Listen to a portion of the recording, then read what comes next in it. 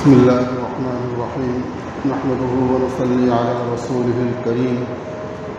أما بعد فأعوذ بالله من الشيطان الرجيم بسم الله الرحمن الرحيم يا أيها الذين آمنوا اذكروا الله ذكرا كثيرا وسبحوه بكرة وأصيلا وقال تعالى واذكر ربك في نفسك تضرعا وخيفا وقال تعالى ولا تكن من الغافلين وقال الله تعالى ولا تكونوا كالذين نسوا الله فأنساهم أنفسهم عن عبد الله بن بسر رضي الله تعالى عنه قال جاء أعرابي إلى النبي صلى الله عليه وسلم فقال أي الناس خير فقال طوبى لمن طال عمره وحسن عمله قال يا رسول الله أي الأعمال أفضل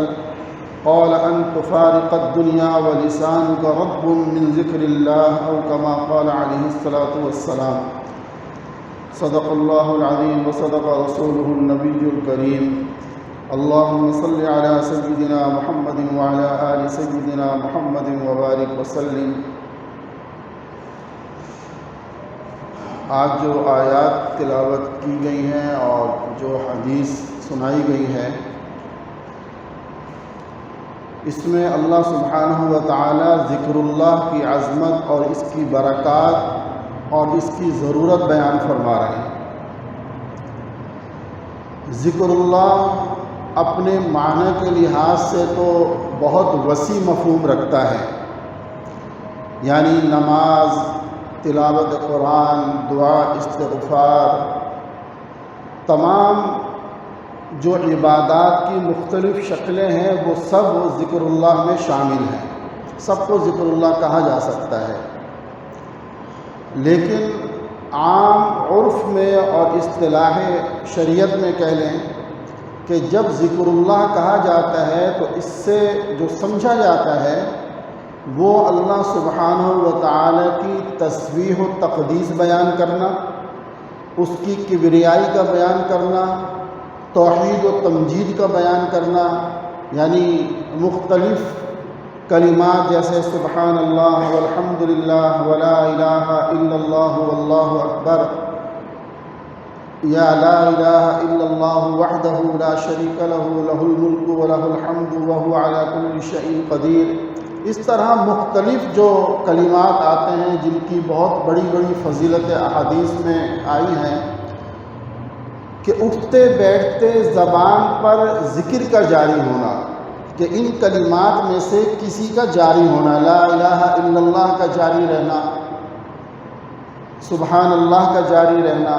عرف عام میں اس کو ذکر اللہ کہا جاتا ہے۔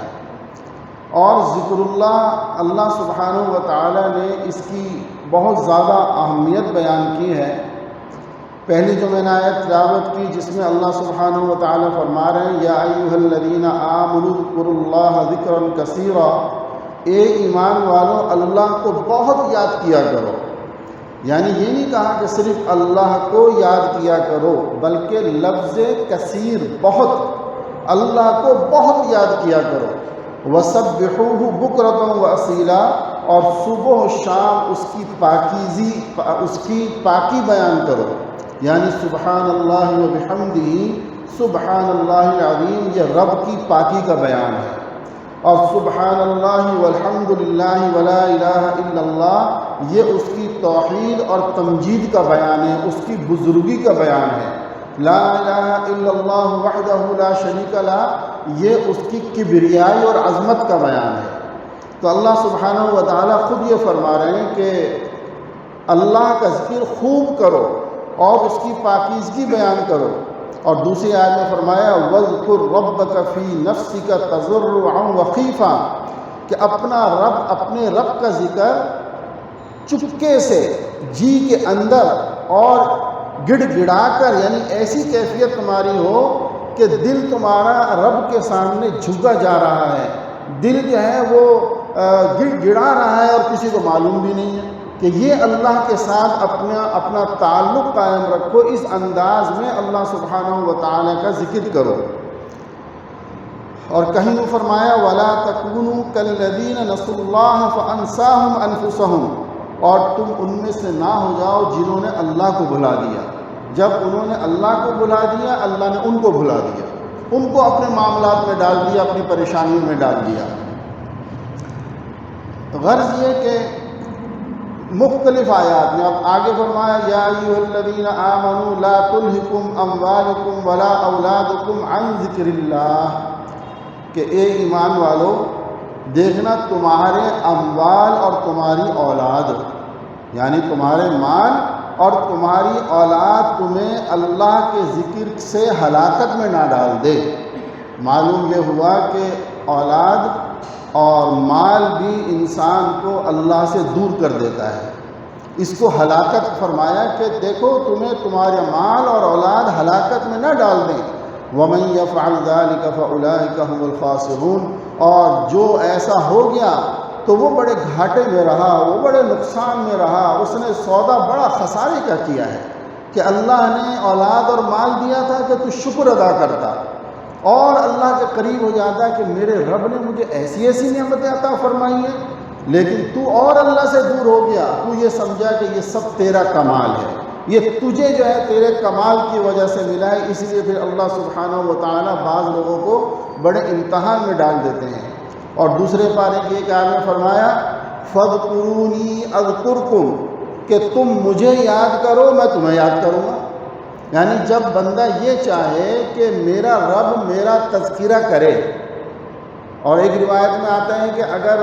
بندہ مجھے دل میں یاد کرتا ہے تو میں بھی اس کو ایسے ہی یاد کرتا ہوں، اور اگر وہ کسی مجلس محفل میں یاد کرتا ہے تو وہ ان کی مجلس سے بہتر یعنی فرشتوں کی مجلس میں اس کو یاد کرتا ہوں، اس کا ذکر کرتا ہوں۔ کیا مطلب کہ فرشتوں کو کہا جاتا ہے کہ اے فرشتوں یہ بندہ میرا محبوب ہے، تمہارا رب اس سے محبت کرتا ہے، لہٰذا تم بھی اس سے محبت کرو۔ تو جب بندہ یہ چاہے نا کہ میرا ذکر اللہ کے ہاں ہو تو ذکر شروع کر دے، سمجھ لے کہ اب میرا ذکر بھی اللہ کر رہا ہے، اللہ کے پاس ہو رہا ہے۔ اور ایک اور آیت میں سورہ نساء کی آیت ہے فَإِذَا قَضَيْتُمُ الصَّلَاةَ فَاذْكُرُوا اللَّهَ قِيَامًا وَقُعُودًا وَعَلَىٰ جُنُوبِكُمْ۔ یہ وہ آیات میں آپ کو سنا رہا ہوں جس میں اللہ کے ذکر کی فضیلت بیان کی ہے۔ یعنی یہ سمجھ لیں کہ عبادات تو ساری ہی ذکر تھی، ذکر اللہ میں شامل ہے، لیکن اللہ سبحانہ و تعالیٰ نے ذکر لسانی یعنی نماز اور دیگر عبادات کے علاوہ عام زندگی میں چلتے پھرتے اٹھتے بیٹھتے سوتے جاگتے اللہ رب العزت نے ذکر کی تلقین کی ہے۔ اور یہاں کیا فرمایا فَإِذَا قَضَيْتُمُ الصَّلَاةَ، جب تم نماز سے فارغ ہو جاؤ۔ اب نماز میں تو سارا ذکر ہی ہے نا، لیکن بتا رہے ہیں کہ جب تم نماز سے فارغ ہو جاؤ فَاذْكُرُوا اللَّهَ قِيَامًا وَقُعُودًا وَعَلَىٰ جُنُوبِكُمْ، پس اللہ کا ذکر کرو کھڑے حالت میں، بیٹھنے کی حالت میں، اور اپنے پہلوؤں کے بل۔ کیسے واضح فرما دیا، واضح فرما دیا کہ اللہ کا ذکر کرو ہر حالت میں، یعنی کھڑے حالت میں کیوں نہ ہو، کہیں بیٹھے ہوئے کیوں نہ ہو، بستر پر لیٹے ہوئے ہو، اس حالت میں بھی اللہ کے ذکر سے غافل نہ ہونا۔ اگر اللہ کا ذکر کر کے سو گے تمہارا سونا عبادت بن جائے گا۔ اگر اللہ کا ذکر کرتے ہوئے، یہاں تک کہ حدیث میں آتا ہے کہ ایک آدمی رات کو سویا سنت کے مطابق، وضو کر کے سویا، استغفار وغیرہ معمولات کر کے سو گیا، رات میں اس کی اچانک آنکھ کھلی کسی وقت بھی، اور کروٹ لیتے ہوئے اس نے سبحان اللہ والحمد للہ ولا الہ الا اللہ واللہ اکبر پڑھا، اور پڑھنے کے بعد کہتے ہیں اللہم اغفر لی وارحمنی، کہ اے اللہ میرے گناہوں کو معاف کر دے۔ فرمایا اللہ سبحانہ و تعالیٰ اس کی مغفرت فرما دیتے ہیں۔ اب سوتے میں کروٹ لے رہا ہے لیکن اللہ کا ذکر زبان پہ جاری ہو گیا، اور اللہ کی توحید و تمجید بیان کرنے کے بعد اس نے کیا پڑھا اللہم اغفر لی وارحمنی، اے اللہ میرے گناہوں کو معاف فرما دے میری اور مجھ پر رحم فرما۔ اللہ سبحانہ و تعالیٰ اس کی مغفرت فرما دیتے ہیں، اس کے گناہوں کو معاف فرما دیتے ہیں۔ لیکن کیا خیال ہے آج کل کیا ہوتا ہوگا، جب وہ ہینڈ فری کان میں لگا کر جب جو ہے وہ میوزک اور کیا کچھ لگا کے سوتے ہیں، تو جب آنکھ کھلتی ہوگی تو کیا آتا ہوگا، کیا ہوتا ہوگا۔ اللہ تعالیٰ سب کی حفاظت فرمائے، اللہ ہم سب کو ان گناہوں سے بچنے کی توفیق عطا فرمائے۔ اچھا، اب دیکھیں یہ نماز کے بارے میں ایک جگہ تو یہ فرمایا کہ نماز سے فارغ ہو کر اللہ کا ذکر کرو۔ اب بندہ یہ کہے کہ میں تو نماز میں تھا، وہ ذکر ہی تو کر رہا تھا میں، لیکن نہیں، اس کے علاوہ بھی اٹھتے بیٹھتے ذکر کرو۔ دوسری جگہ فرمایا فَإِذَا قُضِيَتِ الصَّلَاةُ فَانتَشِرُوا وَابْتَغُوا مِن فَضْلِ اللَّهِ وَاذْكُرُوا اللَّهَ كَثِيرًا لَعَلَّكُمْ تُفْلِحُونَ۔ یہ سورہ جمعہ کے اندر آیات جمعہ جو ہیں ان میں فرماتے ہیں جب تم نماز جمعہ سے فارغ ہو جاؤ تو فَانتَشِرُوا فِي الْأَرْضِ، یعنی زمین میں پھیل جاؤ، یعنی اپنے کاروبار کے لیے مسجد سے باہر جا کر پھیل جاؤ۔ وَابْتَغُوا مِن فَضْلِ اللَّهِ، اور اللہ کا فضل تلاش کرو، یعنی کاروبار کے اندر نفع کی کوشش کرو کہ اللہ پاک تمہیں نفع عطا فرمائے۔ اور وَاذْكُرُوا اللَّهَ كَثِيرًا، اور خوب اللہ کا ذکر کرو، یعنی ہر حال میں اللہ سبحانہ و تعالیٰ نے نماز، حج، جہاد، عام زندگی، ہر حال میں کہ یہ عبادات کے ساتھ اللہ کے ذکر کو لازم پکڑ لو۔ اس کے بارے میں مناسک حج کے بارے میں فرمایا فَإِذَا قَضَيْتُم مَّنَاسِكَكُمْ فَاذْكُرُوا اللَّهَ كَذِكْرِكُمْ آبَاءَكُمْ أَوْ أَشَدَّ ذِكْرًا۔ فرمایا کہ جب تم مناسک حج سے، یعنی حج کے جو اعمال ہیں، جب ان سے فارغ ہو جاؤ تو اللہ کا ذکر کرو جس طریقے سے تم ایک دوسرے کے باپ داداؤں کا ذکر کرتے تھے، اور بلکہ اس سے بھی زیادہ۔ عام رواج تھا زمانے جاہلیت میں، زمانے جاہلیت میں بھی تو حج ہوتا تھا نا، وہ کیا ہوتا تھا وہ ایک الگ بحث، الگ طریقہ ہے، لیکن زمانے جاہلیت میں بھی حج کرتے تھے مشرکین مکہ وغیرہ۔ تو جب وہ فارغ ہوتے تو اس کے بعد محفلیں جمتی، ان محفلوں کے اندر ایک قبیلے سے کوئی شاعر کھڑا ہوتا، وہ اپنے باپ داداؤں کی سخاوت کی، بہادری کی، جرأت کی جو ہے وہ خوب بیان کرتا۔ دوسرے قبیلے کا کوئی کھڑا ہوتا، وہ اس سے زیادہ بڑھ کر بیان کرتا۔ اللہ سبحانہ و تعالی نے فرمایا کہ تم اب ایسی صورت میں جب مناسک حج سے فارغ ہو جاؤ، باپ داداؤں کا ذکر نہیں بلکہ رب کا ذکر کرو، اور کثرت کے ساتھ رب کا ذکر کرو، بہت زیادہ دل جمی کے ساتھ رب کا ذکر کرو۔ اور بھی بہت ساری آیات ہیں جن کے اندر اللہ سبحانہ و تعالی نے ذکر اللہ کی اہمیت کو بیان فرمایا۔ یعنی آپ اس کو یوں سمجھ لیں، جیسے میں نے گزشتہ ایک درس میں عرض کیا تھا کہ جو چیز جتنی ضروری ہے اللہ رب العزت نے اس کو اتنا عام رکھا ہے، آکسیجن ہے، پانی ہے، وغیرہ وغیرہ ظاہری طور پر۔ اسی طریقے سے جو روحانی طور پر ہماری ضرورت تھی، جیسے میں نے اس دن عرض کیا تھا دعا، کہ دعا ضرورت ہے، لہٰذا کوئی شرط نہیں ہے آپ خوب دعائیں مانگیں۔ مستحبات الگ بات ہے، آداب الگ چیز ہیں، لیکن یہ شرط نہیں ہے کہ دعا کے لیے فلاں شرط پوری کرو گے تو دعا کر سکتے ہو۔ دعا آپ ہر حال میں ہر جگہ کر سکتے ہیں۔ ایسے ہی اللہ سبحانہ و تعالی نے ذکر اللہ کی ذکر کرنے کے لیے کوئی شرط نہیں رکھی، یعنی ذکر کرنے کی، اللہ اکبر، ذکر کرنے کے لیے وضو کی شرط بھی نہیں ہے، آپ بغیر وضو بھی ذکر کر سکتے ہیں۔ حتیٰ کہ وہ عورت جو ایام کے اندر ہوتی ہے جس میں وہ نماز نہیں پڑھ سکتی، جس میں قرآن پاک کی تلاوت نہیں کر سکتی، جس میں وہ روزہ نہیں رکھ سکتی، لیکن اس حالت میں بھی اللہ کا ذکر کر سکتی ہے۔ یہ مسئلہ بھی بلکہ اچھی طرح سمجھ لیں اور اپنی خواتین کو بتائیں۔ عام طور پر عورتوں میں یہ بات مشہور ہے کہ جن دنوں میں ان کے لیے نماز کی چھٹی ہوتی ہے ان دنوں میں وہ کوئی ذکر نہیں کر سکتی۔ ایسا نہیں ہے، نماز تو نہیں پڑھ سکتی، روزہ نہیں رکھ سکتی، قرآن کریم کی تلاوت بطور تلاوت کے نہیں کر سکتی، لیکن اس کے علاوہ ذکر سب کر سکتی ہیں۔ اور اسی طرح صبح و شام کے جو معمولات ہیں، جیسے کہ صبح اپنا نماز کے بعد ہے سورہ فاتحہ ہے، آیت الکرسی ہے، معوذتین ہیں، یہ وہ صورتیں ہیں جو صبح و شام انسان حصار کے لیے پڑھتا ہے، جس کی احادیث میں فضیلت آئی ہے۔ تو اسی طریقے سے یہ یہ عورت بھی ان کو بطور وظیفہ پڑھ سکتی ہے،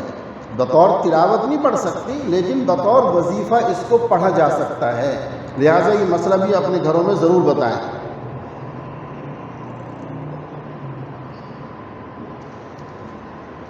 تو بہرحال میں نے یہ بتایا کہ ذکر اللہ سبحانہ و تعالی نے بہت زیادہ اس کی تاکید فرمائی ہے، اور بغیر کسی شرط کے ذکر اللہ کرنے کا حکم ہے کہ ہر حال میں اللہ سبحانہ و تعالی کا ذکر کرتے رہو۔ اب دیکھیں، ایک صحابی رضی اللہ تعالی عنہ، ایک دیہاتی صحابی، اعرابی کہتے ہیں، لفظ اعرابی جو آتا ہے نا یہ دیہات کے لوگوں کے لیے آتے ہیں عربی میں۔ حضرت بصر رضی اللہ تعالیٰ عنہ کہتے ہیں کہ ایک اعرابی یعنی ایک دیہاتی شخص اللہ کے رسول صلی اللہ علیہ وسلم کے پاس تشریف لائے اور پوچھنے لگے طوبیٰ لمن، آپ نے پوچھا ای الناس خیر، کہ لوگوں میں اچھا کون ہے، جو اچھا جس کو کہا جائے کامیاب آدمی کہا جائے، کون آدمی بہتر ہے؟ آپ نے فرمایا طوبیٰ لمن طال عمرہ وحسن عملہ، آپ نے فرمایا کہ وہ آدمی جس کی لمبی عمر ہو اور اعمال بھی اچھے ہیں، یعنی لمبی عمر ہو اور اعمال اچھے ہوں، تو یہ آدمی سب سے بہتر، سب سے کامیاب سمجھا جائے گا کہ اللہ نے اس کو اتنی طویل زندگی عطا فرمائے اور ساتھ میں اعمال بھی اس کے بڑے اچھے ہیں۔ اس لیے کہ اگر طویل زندگی ہو لیکن اعمال برے ہوں تو وہ تو پھر ہلاکت ہی ہے نا اس کی۔ اس کے بعد ان صحابی رضی اللہ تعالیٰ عنہ نے پوچھا ای الاعمال افضل، کہ یا رسول اللہ صلی اللہ علیہ وسلم اعمال میں سے افضل عمل کون سا ہے؟ یعنی اعمال تو بہت سارے ہیں، نماز، روزہ، حج، زکوٰۃ، اس طرح، لیکن مجھے کوئی ایسا آسان سا عمل بتائیں کوئی جو افضل عمل ہے۔ آپ نے فرمایا ان تفارق الدنیا ولسانک رطب من ذکر اللہ، فرمایا کہ تو اس حال میں دنیا سے جدا ہو، دنیا سے تو اس حال میں جائے کہ تیری زبان اللہ کے ذکر سے، جس کو کہا جاتا ہے اردو میں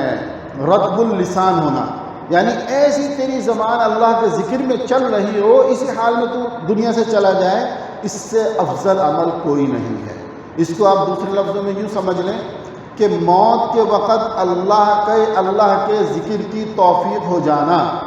کلمے کا نصیب ہو جانا، میرے دوستو یہ بہت بڑی نعمت ہے، اور اللہ رب العزت انہی لوگوں کو عطا فرماتے ہیں جو دنیا میں اس پر محنت بھی کرتے ہیں، ورنہ ایسے بے شمار واقعات ہیں، خود میرے مشاہدے کے اندر واقعات ہیں کہ ایسے لوگ جنہوں نے زندگی کے اندر اس پر محنت نہیں کی، کوئی گالیاں دیتے ہوئے دنیا سے جا رہا ہے، کوئی آل فال بکتا ہوا دنیا سے جا رہا ہے،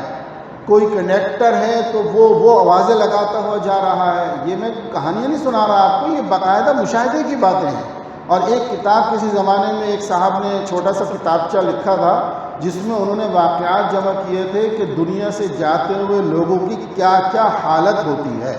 تو اس میں انہوں نے کئی ایسے لوگوں کا ذکر کیا کہ جو سبزی اور پیاز، آلو پیاز بیچنے والا تھا، تو اس کی بیچارے کی زبان پر آخر کے اندر یہی تھا کہ آلو پیاز اتنے کلو، آلو پیاز اتنے کلو۔ اس لیے حدیث میں آتا ہے کہ آپ مرنے والے کو یہ مت کہو کہ تو کلمہ پڑھ، لا الہ الا اللہ پڑھ، کلمہ پڑھ، یہ نہیں کہو، بلکہ اس کے سامنے کلمے کا ورد شروع کر دو۔ یہ بھی ایک بات ہے، یہ بھی بہت سمجھ کی بات ہوتی ہے کہ آپ مرنے والے کے سامنے کلمہ پڑھنا شروع کر دو، اس کو یہ نہ کہو کہ تو کلمہ پڑھ۔ جب آپ پڑھو گے تو اللہ اپنا فضل فرمائے، اس کو بھی توفیق ہو جائے گی، اس کی زبان سے بھی نکلے گا، لیکن نکلتا جب ہے جب اس سے مناسبت ہوگی۔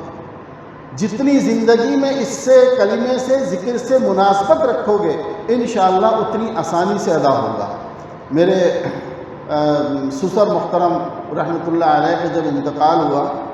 تو بالکل آخری جو ایام ان کے تھے، میں کہیں باہر سفر میں تھا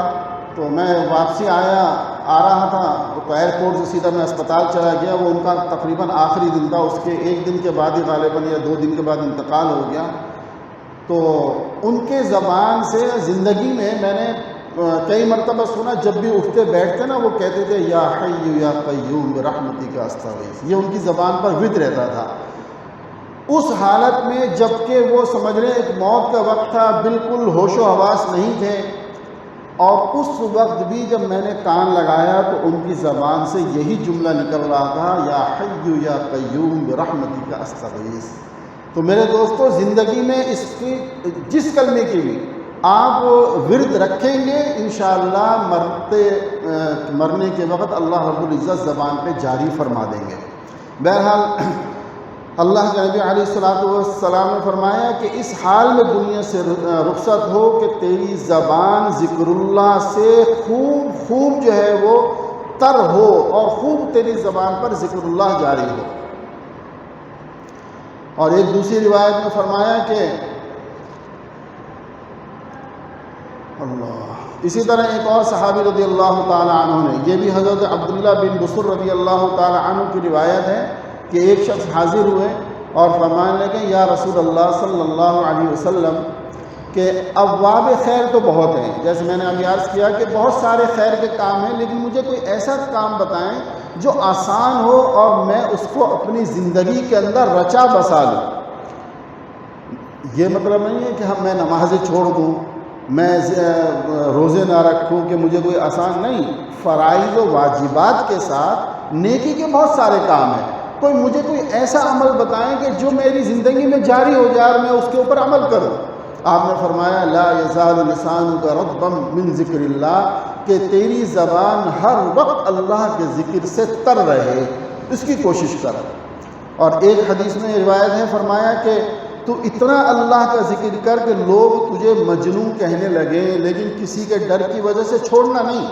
اور آخر میں میرے محترم ذکر اللہ کے فضیلت کے ساتھ ایک حدیث جس میں اللہ سبحانہ و تعالی کے رسول اللہ صلی اللہ علیہ وسلم فرما رہے ہیں کہ 4 کلمے افضل کلام ہیں، اور ایک روایت میں فرمایا کہ 4 کلمے ایسے ہیں جو اللہ کو بڑے محبوب ہیں۔ کیا پہلی روایت میں فرمایا حضرت سمرہ بن جندب رضی اللہ تعالی عنہ سے روایت ہے کہ فرمایا رسول اللہ صلی اللہ علیہ وسلم نے افضل الکلام 4 سبحان اللہ والحمد للہ ولا الہ الا اللہ واللہ اکبر۔ صحیح مسلم کی یہ روایت ہے کہ یہ 4 کلمے اللہ کے رسول صلی اللہ علیہ وسلم فرمایا کہ یہ بہت زیادہ افضل کلام ہے۔ اور ایک دوسری جو اگلی روایت ہے اس میں فرمایا احب الکلام الی اللہ، کہ یہ 4 کلمے اللہ کو بڑے محبوب ہیں، اور وہ کیا ہیں؟ سبحان اللہ والحمد للہ ولا الہ الا اللہ واللہ اکبر احب الی مما طلعت علیہ الشمس۔ اللہ اکبر۔ اللہ کے رسول صلی اللہ علیہ وسلم فرماتے ہیں دنیا اور دنیا میں جو کچھ ہے، یعنی جہاں تک سورج کی روشنی جس چیز پر پڑتی ہے، گویا کہ پوری کائنات، فرمایا اس پوری کائنات کے مقابلے میں مجھے یہ زیادہ محبوب ہے کہ میں ایک مرتبہ سبحان اللہ والحمد للہ ولا الہ الا اللہ واللہ اکبر کہوں، یہ مجھے زیادہ محبوب ہے۔ اس لیے میرے دوستو ہمارے ہاں جو ایک آسانی کے لیے علماء نے اس کو اس انداز میں بیان کر دیا کہ تیسرا کلمہ، چوتھا کلمہ، 5واں کلمہ، دوسرا کلمہ، مقصد یہ بھی ہاں بات سمجھ رہے ہیں شرعاً ایسا کچھ نہیں ہے کہ کوئی احادیث میں آتا ہے کہ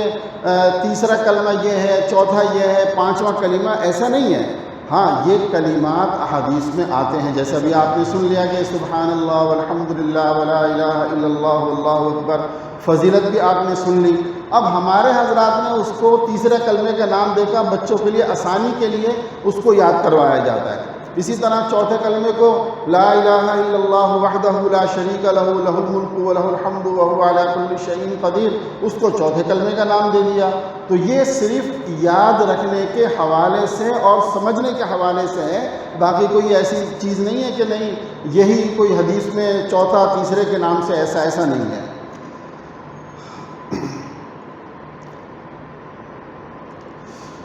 بہرحال میرے محترم، اگر بات کریں تو یہ تو بہت احادیث بھی بہت ہیں، آیات بھی بہت ہیں۔ خلاصہ ساری چیزوں کا کیا ہے کہ ذکر اللہ کی کثرت کی جائے، اٹھتے بیٹھتے کوشش کریں۔ یہ جو ہم تسبیح ہاتھ میں لیتے ہیں نا، یہ تسبیح ایک یاد دہانی کی چیز ہے، اور آپ دیکھیں تجربہ کر لیں، جس کے ہاتھ میں تسبیح ہوگی نا اس کو اللہ کے ذکر کی توفیق ہو ہی جاتی ہے۔ آپ وہ بازار میں بیٹھا ہے، گاڑی میں بیٹھا ہے، دکان پر بیٹھا ہے، کہیں جا رہا ہے، ایسے ہی آپ ہاتھ میں تسبیح پکڑ لیں بس، یعنی آپ پڑھنے کی نیت نہ بھی رکھے، تسبیح اگر آپ نے ہاتھ میں لے لی تو خود بخود کسی بھی وقت میں آپ کی زبان پر کوئی نہ کوئی کلمات جاری ہو جائیں گے۔ اس لیے ہمارے بزرگوں نے فرمایا کہ بھائی تسبیح کو ہاتھ میں رکھنے کا معمول بنایا کرو، تسبیح کو ہاتھ میں رکھنے کا معمول بنایا کرو کہ اس سے اللہ کے ذکر کی توفیق ہو جاتی ہے۔ اور میرے بھائی، جس کو اللہ کے ذکر کی توفیق ہو گئی اس سے بڑا انعام مل گیا۔ ایک مرید نے اپنے شیخ سے کہا کہ حضرت بڑے عرصے سے میں اللہ کا ذکر کر رہا ہوں لیکن مجھے کوئی فائدہ محسوس نہیں ہوتا۔ آپ نے فرمایا کہ ارے اللہ کے بندے، ناشکری نہ کر، رب نے تجھے اپنا نام لینے کی توفیق عطا فرما دی، کیا یہ کم انعام ہے تیرے اوپر؟ اس لیے یہ نہ سوچیں کہ پتہ نہیں فائدہ ہو رہا نہیں ہو رہا۔ ہاں، جب اللہ کا نام لینے کی توفیق ہو جائے تو شکر ادا کرو، اللہ کا شکر ادا کرو کہ الحمدللہ میرے اللہ تو نے مجھے یہ توفیق عطا فرما دی۔ جس دن 100 مرتبہ استغفار پڑھنے کی توفیق ہو جائے، جس دن درود شریف پڑھنے کی توفیق ہو جائے، جس دن یہ تیسرا چوتھا کلمہ پڑھنے کی توفیق ہو جائے، اس دن خاص طور پہ اس کو یاد کر کے یوں کرو، الحمدللہ الحمدللہ الحمدللہ کہ میرے رب تیرا فضل ہے کہ تو نے مجھے یہ توفیق عطا فرما دی۔ اور اگر کسی دن نہ ہو تو اس پر استغفار کرو کہ یا اللہ آج میرا سارا دن گزر گیا، میں ایک تسبیح بھی نہیں پڑھ سکا، تو یا اللہ کیا تم مجھ سے ناراض ہو گیا؟ اس طرح اپنے رب سے باتیں کیا کریں، پھر دیکھیں مزہ کیا زندگی کا آئے گا انشاءاللہ۔ اللہ ہم سب کو توفیق عطا فرمائے۔ وآخر دعوانا الحمدللہ۔